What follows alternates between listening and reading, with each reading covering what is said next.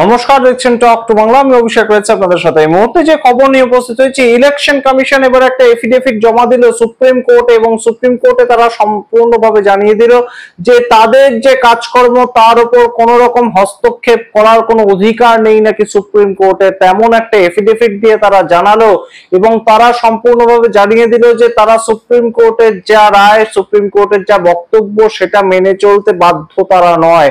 আপনারা বুঝতে পারছেন এই মুহূর্তে এই যে ঘটনাটা ঘটলো সেটার গুরুত্ব কতটা, তার কারণ সুপ্রিম কোর্ট দেশের সর্বোচ্চ ন্যায়ালয় এবং তাদের বক্তব্য মেনে চলতে যে কেউ একদম বাধ্য সারা দেশ জুড়ে, সেটাই কিন্তু একদম দস্তুর আমাদের কনস্টিটিউশন অফ ইন্ডিয়া। সেই ঘটনাটা কিন্তু আমাদের একদম রীতিমতো মেনে চলতে হবে।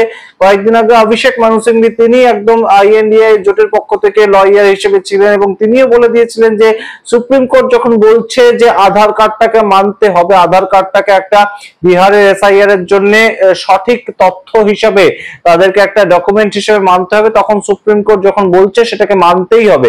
সুপ্রিম কোর্টের স্পিরিট সেটা কেউ অবাধ্য হতে পারে না তার, কিন্তু সেটাই কিন্তু করে দেখালো কোথাও গিয়ে ইলেকশন কমিশন অফ ইন্ডিয়া। তার কারণ গত কয়েকদিন আগেই আপনাদের জানিয়েছিলাম যে সুপ্রিম কোর্টের জাস্টিস সূর্যকান্ত এবং জয়মাল্য বাগচি তাদের যে বেঞ্চ, তারা একদম সরাসরি বিহারের যে এসআইআর মামলাটা সেই ক্ষেত্রে বলেছিলেন যে এই মুহূর্তে 11টা ডকুমেন্টকে সুপ্রিম কোর্ট থেকে দেখতে পেয়েছিলাম আমরা, ইলেকশন কমিশনের তরফ থেকে সুপ্রিম কোর্টে সাবমিট করা হয়েছিল যে তারা 11টা ডকুমেন্ট মেনে নেবে ভোটার লিস্টে নাম তোলার ক্ষেত্রে, কিন্তু সেটা সুপ্রিম কোর্ট বলেছিল 12টা ডকুমেন্টকে একদম এনলিস্টেড করতে হবে। এবং কিন্তু তার পরিপ্রেক্ষিতে ইলেকশন কমিশন যে কাজটা করলো, ইলেকশন কমিশন সরাসরি কিন্তু একদম এফিডেভিট দিয়ে তারা জানিয়ে দিল সুপ্রিম কোর্টে যে তারা তাদের মতন কাজ করবে এবং তাদের কাজের ওপর সুপ্রিম কোর্টের বলার মতন কিচ্ছু নেই।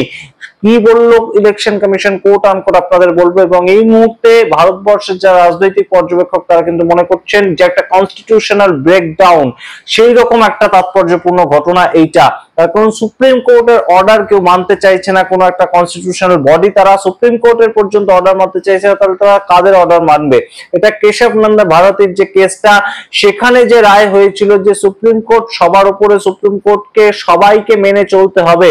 সুপ্রিম কোর্ট যদি কোনো একটা পর্যবেক্ষণ করে, সুপ্রিম কোর্ট কোনো যদি একটা রায় দেয় বা আদেশ দেয়, সেটা সবাইকে মেনে চলতে হবে।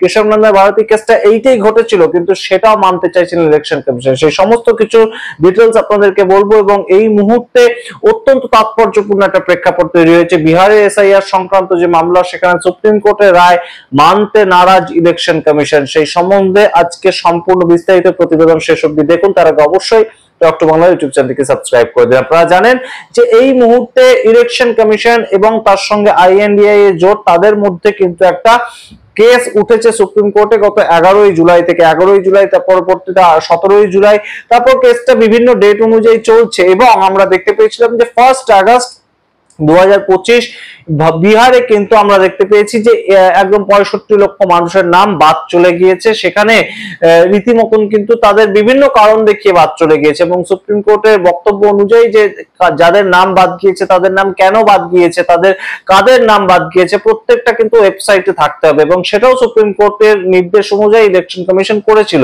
একদম ইলেকশন কমিশনের যে ওয়েবসাইট, সেখানে কিন্তু আমরা দেখতে পেয়েছিলাম যাদের নাম বাদ গিয়েছে তাদের একদম নাম এবং তার সঙ্গে কেন তাদের নাম বাদ গিয়েছে।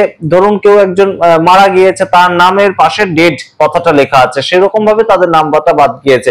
এবং সেই যে বিষয়গুলো ঘটেছিল সেগুলো সুপ্রিম কোর্টের নির্দেশ অনুযায়ী ঘটেছিল। কিন্তু গত কয়েকদিন আগে আপনাদেরকে আমরা খবর জানিয়েছিলাম যে সুপ্রিম কোর্ট নির্দেশ দিয়েছে যে একদম ইলেকশন কমিশনকে 12তম ডকুমেন্ট হিসেবে বিহারে এসআইআর এর ক্ষেত্রে আধার কার্ডটা মেনে চলতে হবে। এবং আধার কার্ড দিয়ে যদি কেউ তার ভোটার লিস্টে নাম তুলতে যায়, আধার কার্ডটাকে সাপোর্টিং ডকুমেন্ট হিসেবে, তাহলে কিন্তু সেই নামটা ইলেকশন কমিশনকে তুলতে হবে। এরকম কিন্তু একটা নির্দেশ দিয়ে দিয়েছিল সুপ্রিম কোর্ট। তার কারণ সুপ্রিম কোর্টের কাছে যে আইএনডিএ জোটের পক্ষ থেকে কপিল সিব্বল বা অভিষেক মানু সিংভি তারা বলেছিলেন যে সাধারণ মানুষের কাছে আধার কার্ডটাই একমাত্র তাদের পরিচয়পত্র, আর তাছাড়া বিশেষ কিছু পরিচয়পত্র থাকে না। কাস্ট সার্টিফিকেট বা রেসিডেন্স সার্টিফিকেট সেগুলো তাদের কাছে থাকে না। তাহলে সেই ক্ষেত্রে তারা তাদের পরিচয়পত্র হিসেবে কি দেখাবে? যদি আধার কার্ডটাকে ইলেকশন কমিশন না মানতে চায় তাহলে তারা কি হিসেবে নিজেদের যে ভোটার তালিকায় নামটা তোলার যে প্রেক্ষাপটটা সেটা কি হিসেবে তৈরি করবে।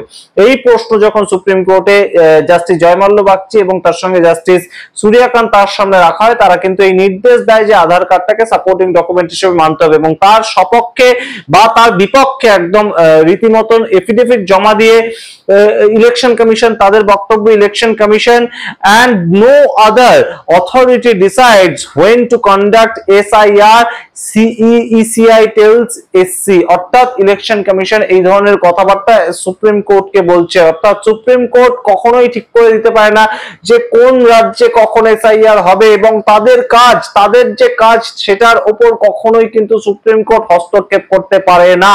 অর্থাৎ এই যে ভোটের 3 মাস আগে একদম বিহারে SIRটা হলো, সেইটা নিয়ে কিন্তু একটা আপত্তি ছিল যে কখনো কোনো রাজ্যে যখন ভোট হবে তার ঠিক 2 থেকে 3 মাস আগে কেন SIR প্রক্রিয়াটা সম্পন্ন হবে, তার 6 মাস আগে কেন হবে না, তার 1 বছর আগে কেন হবে না, যেটা নিয়ে বারংবার পশ্চিমবঙ্গের মুখ্যমন্ত্রী মমতা বন্দ্যোপাধ্যায় থেকে মহুয়া মৈত্র প্রত্যেকেই বক্তব্য রাখছেন যে যদি সামনের বছর 2026 সালের মে মাসে ভোট থাকে তাহলে সেটা 2025 সালের পুজোর আগে কেন হয়ে যাবে না SIRটা। তাহলে সেই ক্ষেত্রে তো মানুষ, সাধারণ মানুষ সময় পায় যে যাদের নামটা বাদ গেল তারা আবার পরবর্তীতে অ্যাপ্লাইটা করতে পারবেন, তাদের ভোটার লিস্টে নাম তুলতে পারবেন এবং তারা সঠিকভাবে বিধানসভা ভোটের সময় ভোটটা দিতে পারবেন। সেই প্রক্রিয়াটা হবে না কেন?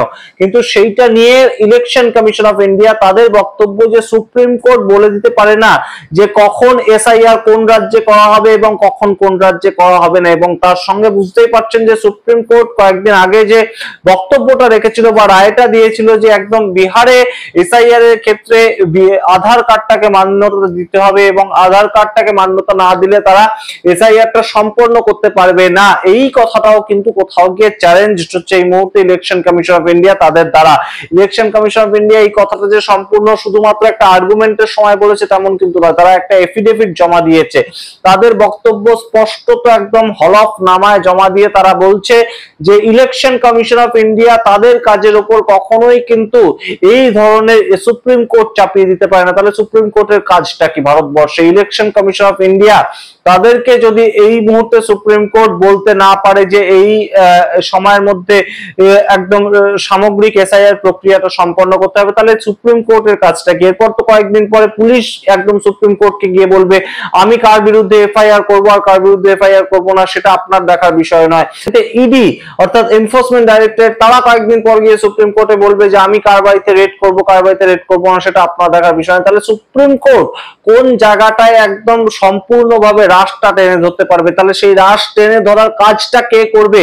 যদি এই মুহূর্তে ইলেকশন কমিশন অফ ইন্ডিয়া বলে যে তাদের কাজের উপর একদম রীতিমতন হস্তক্ষেপ করার কোনো অধিকার সুপ্রিম কোর্টের নেই, তাহলে কার সেই অধিকার আছে? এই প্রশ্ন এই মুহূর্তে উঠছে এবং রাজনৈতিক বিশ্লেষকরা কিন্তু মনে করছেন যে ভারতবর্ষের যে কনস্টিটিউশন সেটা সুপ্রিম কোর্টকে যে পাওয়ারটা দিয়েছে সেই পাওয়ারের উপর কোনো মতে এই মুহূর্তে প্রশ্ন চিহ্ন তুললো election commission of India. Election commission of India একটা স্বাধীন স্বতন্ত্র বডি, কিন্তু তারা এই প্রশ্ন সুপ্রিম কোর্ট অন্তত করতে পারে না, তেমনই কিন্তু মনে করছেন দেশের ওয়াকিবহাল মহল। আপনারা সামগ্রিক ঘটনায় কি মনে করেন অবশ্যই কমেন্ট বক্সে কমেন্ট করুন।